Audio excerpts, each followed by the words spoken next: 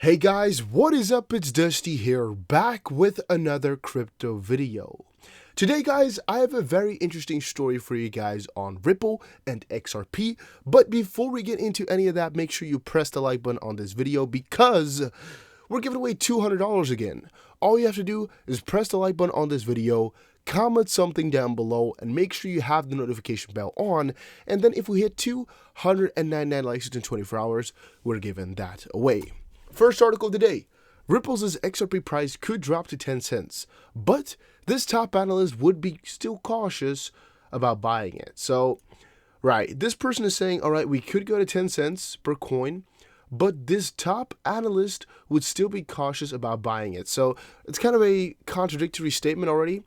The price is going down, but you would be cautious about buying it. I mean, that's kind of logical if you expect the price to go down. But I'm assuming he means in this case here, once the price is at 10 cents, he's still cautious to buy, but I don't really agree with that. This article is by Jacob Canfield here, who says, I cannot tell you how many friends and family members I saved from buying XRP in 2018 and 2019. It has to be in the hundreds. Again, I don't really know how you have that many friends, but okay. My answer of when to buy has always been maybe 10 cents to 15 cents, but even then, I would be cautious. And this is to be my proudest achievement of 2019, and most likely it will also be verified on his Twitter as he's stating this out like, you know, it's real facts. So I'm just going to believe him when he says that he's always an advocate of, you know, the lower XRP prices, and to everybody their own. You know, everybody has their own thing or price point at which they would like to buy coins. And for Jacob Canfield in this case here, it is below 10 cents most likely. So he's saying here maybe 10 cents to 15 cents, but it is still a maybe, not so certain about his choice. Now, that does, however, show us two things. One, he is not so certain of the XRP future. And second of all, he most likely does not have that much of a layering strategy in place, or his average price is already very, very low. It's either of those two options, I'm assuming. Because for every normal holder, if your assumption is that the price is going to go to, let's say, $1, $2, 50 cents, 40 cents even, 80 cents, whatever price point you want to pick in the future, doesn't really matter whatever you're going to buy, right? Because this is all short-term losses, because over a longer period of time, when you're assuming these goals are going to be met, you know, it doesn't really matter how long it's going to take because you're still going to be in profit. It might just be temporarily losses, but who really cares about that, you know? To be in losses for 2 months, I don't give a crap. Unless your money's really gone, for example, if the coin quits, that hurts. But if you're in, you know, in the volatility, in the move, in the wave, I really don't care about that at all. But then it comes to the second point that, you know, it's either that his prediction of XRP is not that good, or his average price is already at, like, let's say 1 cent. You know, he's bought some XRP really at the beginning. For example, when XRP was really quite cheap still, maybe half a cent, maybe 1 cent, maybe a tenth of a cent, maybe 2 cents, who knows.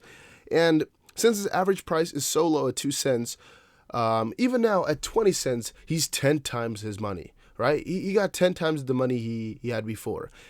If he's going to buy at this point again, he's actually taking his average price up like by a lot, all right? And if you just average it out, you can probably calculate that for yourself if you want. For example, if you bought 100, let's say 1,000 coins at 2 cents and then 1,000 coins at 20 cents, you could just average for yourself out there what his average price will be right now. It's, I think, just 22 or 2 plus 20 divided by 2 because they're an even amount of coins or the same amount of coins, which again is 11 cents for average price instead of 2, meaning he would only have like doubled his money instead of 5 times his money, which in the longer theory doesn't look as good. Maybe that's it.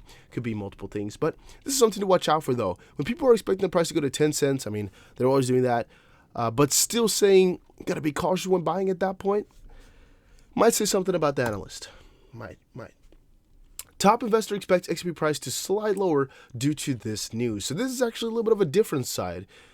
This is actually not saying, hey, we're gonna go down lower, whoever knows how much or why, whatever, to we're going down because of some news and it's going to slide down lower. So I think that's actually a lot more interesting because this has really a noticeable cause or a pointable cause. You can like point towards exactly what is going on. I actually think this is a lot more clear, a lot more helpful. And I think we should also attach a lot more value to statements like these. XRP price to drop further.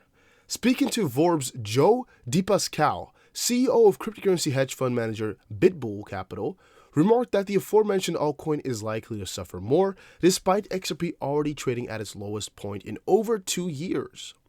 The Pascal mentioned, or remarked, XRP has been historically very sensitive to adoption-related news pertaining to banking and money service partners, since they represent the biggest clientele for Ripple's services.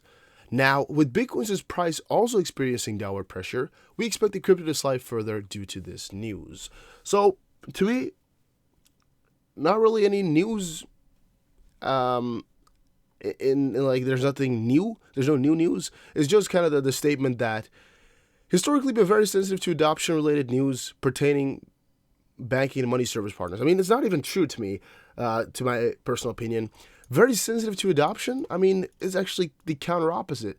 XRP has really not been that sensitive to adoption at all. I mean, we've seen tons of huge partnerships come by and XP does nothing. We've seen tons of positive news related to, huge banks or whatever come by. XP doesn't do anything. So I don't exactly get where this is coming from, personally, but I do get what they're saying, right? And I don't really know how they relate this to each other, like Bitcoin price falling, so it's going to slide down due to this news. Are they mentioning or trying to mean Bitcoin's price falling down as news, or are they still talking about adoption-related news like they said it right here? Because I don't think these two parts have anything to do with each other. XP has been historically very sensitive to those news, and then Bitcoin price falling, so XP is going to fall down lower. Like, I don't see the correlation at all. But my personal point here is they are correct, because if BTC falls down lower, the chance of XP falling down lower is just like 90%. I must admit to that one. But in the bigger theory here, yeah, to me it doesn't matter too much. I have a longer term vision. I don't really care. If you, however, know how to make a good swing for yourself, you're like, all right, I know Bitcoin's going to fall, or Bitcoin has fallen 5%, I'm expecting XP to fall. You do you. Take profit there if you're able to, but just make sure you don't take a big L if the price does exactly the opposite. And that's always the scary part about trading, that you could be 100% wrong.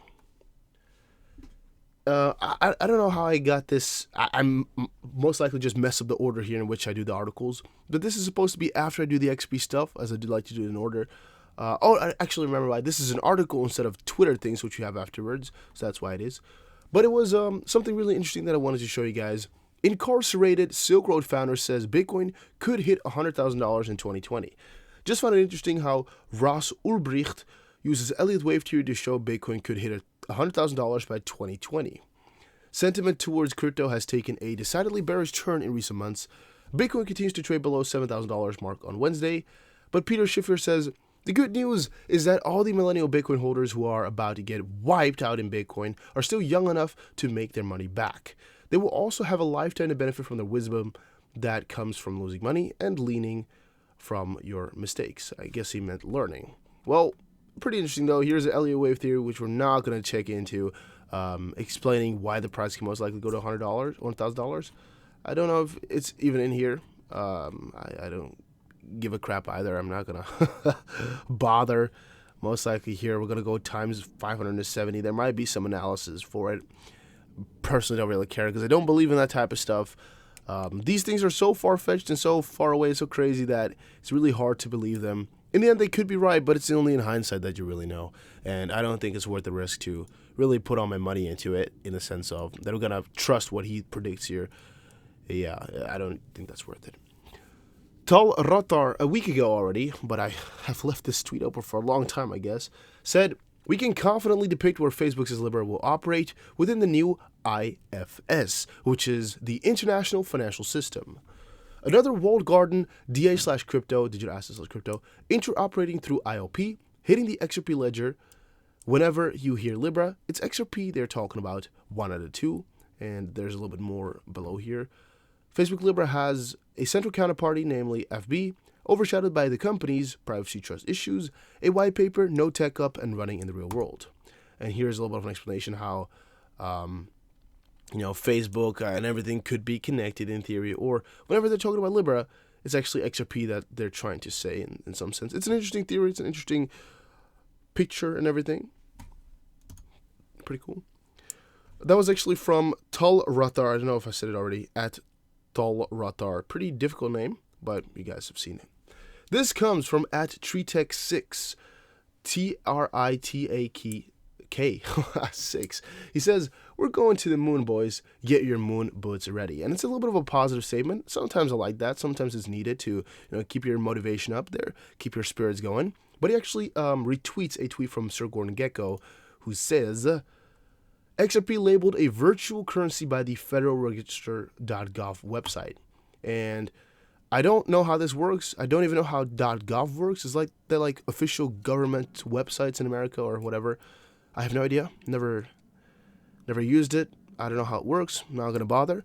But here it says, remittance transfers under the Electronic Fund Transfer Act, Regulation E, by the Consumer Financial Protection Bureau on 12/6/2019, and a part of that reads, as a proprietary virtual currency, XRP, which can be used to XXXXX, whatever. What they're stating there is actually pretty interesting to me. It says there that it's a virtual currency, a proprietary virtual currency, but a virtual currency. And it's on the official Federal Register website, but that is a register of the Daily Journal of the United States government, meaning that at one point the United States government officially, stated in the Consumer Financial Protection Bureau, or the party stated that XRP is a virtual currency, a proprietary virtual currency. Pretty cool to me. It's already half a year ago, but still, I think it's pretty awesome. Pretty good. Pretty good. Oh, wait, no, it's not half a year ago. This is American notation, so it's like 6 days ago, right? This messed me up. I was like, why does he show it right now? Why has nobody found this in like half a year? But that's why, because it's only like a day old at this point. Okay, he deserved my like then. That's amazing. And then, last but not least, actually, lover of crypto, of all crypto, XP Moonshine, actually posted an interesting thesis question, whatever you want to call it, on Twitter. He stated, please retweet this XRP poll. And I don't really like to retweet that type of stuff just because there's tens of thousands of people who do this every day. But the question is quite interesting. My thought is that the holders are not selling XRP. It's simply traders going in and out of XRP and making day trades. Question, did you sell your XRP in the last 3 months? Question mark. And then you got to make a choice. Now, Twitter isn't the easiest to do polls in. Specifically, actually, Facebook is hard to do polls in. But I personally would have preferred if he actually, left a couple more options in. But the question is quite clear. Have you, in this last 3-month period, sold any XRP? Now, again, that's where it kind of becomes confusing. Because does he mean, have you sold it but bought back? Have you made some profit or sold a portion of it? Because I have definitely sold some. I've bought some back. I've probably bought more than I've sold in the end. But where does it, go to? Because I have sold it, but did I sell all my XRP? No. Did I sell a portion? In theory, yes. But I could have, in theory, also sold it all and then bought it back. So where does it, go towards? I guess there should have been an option that has to do with trading. But I'm going to go for sold a portion just, to see the results here. And 83% out of the 500 people here said no. Now, there is going to be a couple of people who are lying, most likely. And there's also most likely a lot of people who just don't care about XRP and didn't vote for yes because they don't care. So most likely it's going to be like a 20% yes to, still a 75% no, which is still a very, very good ratio. What that does show us, though, is that it's really just bigger guys trading a lot of their money, like usual, like how it goes with cryptocurrency. It's not the community that's messing them up, so to speak, or letting them down. It's really just the big guys trading it over there, and there's really nothing that you can do to stop that. So FUD or any news on Twitter or discussions in your Discord or whatever, they're not gonna give any difference or make any difference for the XP price. As you can see, it's most likely not the holders that are changing this price, it's the bigger guys. So nothing to do about it, just wait it out, I guess, and go with the flow. Always be wary of the big moves because they can mess you up. Again, maybe you were shorting from 25 cents down, but you decided to open 3 more shorts at 20 cents because we were looking to go down further. And now you're messed up because we went up 10% in a day. Who knows? Guys, thank you for watching this video. Hopefully you did enjoy. If you did, make sure you press the like button. Don't forget the giveaway. Some people were asking, do we really do that? Or have we ever gotten winners? Within the last, 6 months or so, I don't think we've gotten a winner. I do this every so often, not too often. I try to limit it a little bit. But 2 years, maybe 2 years ago, maybe a year ago, we used to have one winner every other day. But we used to do $50 giveaways instead of 200. But I just kind of stacked it up after a while since we started to get less likes and less winners, and I decided to do something different, but that's kind of how it goes. If we do hit the amount of likes, though, I will showcase the winner in the next video. That's how I most likely will do it, after 24 hours. But yeah, let's see, guys. I'll see you guys again in another crypto video. Don't forget to subscribe.